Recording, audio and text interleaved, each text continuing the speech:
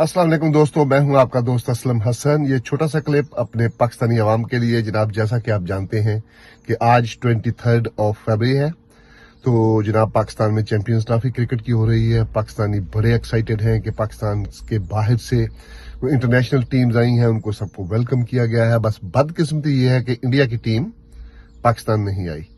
तो मेरी Indian government से गुजारिश है कि जनाब खेल को खेल रहने दें।